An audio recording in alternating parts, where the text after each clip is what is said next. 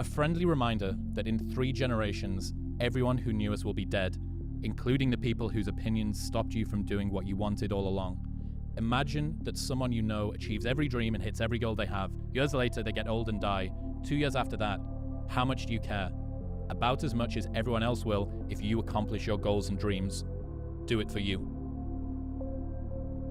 But when you go home, lying alone in bed with your own thoughts, you can't shake this deep, empty feeling inside of you. You go to bed feeling like something is missing, but you can't exactly figure out what. The biggest sacrifice I've made for professional bodybuilding would be in my social life. I lived in a house with 7 guys, and we kind of ran a big party scene around our school. And then all of a sudden I didn't have to, I chose to transition into focusing more on my career of bodybuilding. Kind of waiting for them to leave and waiting to eat my next meal. Got to get to bed early because I had to wake up and do cardio. Even now, like, people come back from out of town, people are wanting to hang out. First thing they ask you, do you want to go for dinner? And you're in prep, you're like, I can't go out, you know? You can't eat, you can't go out. And it gets to the point too where they're like, oh, he's just gonna say no, don't even bother inviting him. Man, why am I not doing this for myself? Because that is the number one purpose in life, is to better oneself. So that's the only purpose I fucking need.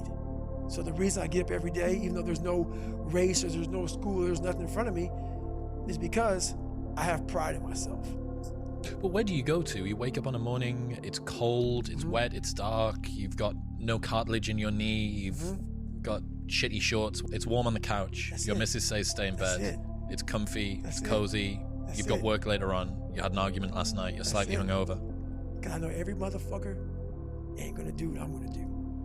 So this is how you level up. That's how you level up. I know there's a whole bunch of people with that right there. That fires me up. Why? Because I know there's so many people that have the ability and just refuse to get off that couch. Refuse to study a few more hours. Refuse to go deeper, to go further. And that's where I gain the advantage. It's so easy to be great nowadays, my friend, because most people are weak. Most people don't want to go to that extra mile. Most people don't want to find that extra because it sucks. It's miserable. It's lonely. Because what you said, I think, is like, if you're going through that right now, and I promise you, every single person who wants to do something with their life and has done something with their life has gone through the exact chapter that you're going through. And it's the lonely chapter. It's the chapter where you don't fit in with your own friends, but you don't have the outcomes yet to fit into a new group of friends. And you're doing this thing, you're consuming content on the internet, you're doing these free tutorials online to try and figure out how to set up a podcast. And you're going through this and you're like, is this even worth it? Because you have no signs of success, right?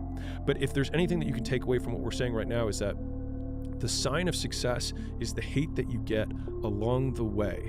And what you can't do is bend the knee to their hate and fit back into the conformity because it's comfortable and it's warm. Because like in the Matrix, when Trinity opens the door, when Neo's about to go take the red pill and he wants to get out of the car, she says, Neo, you've been down that road and you know exactly where it leads. And I know that's not where you want to be.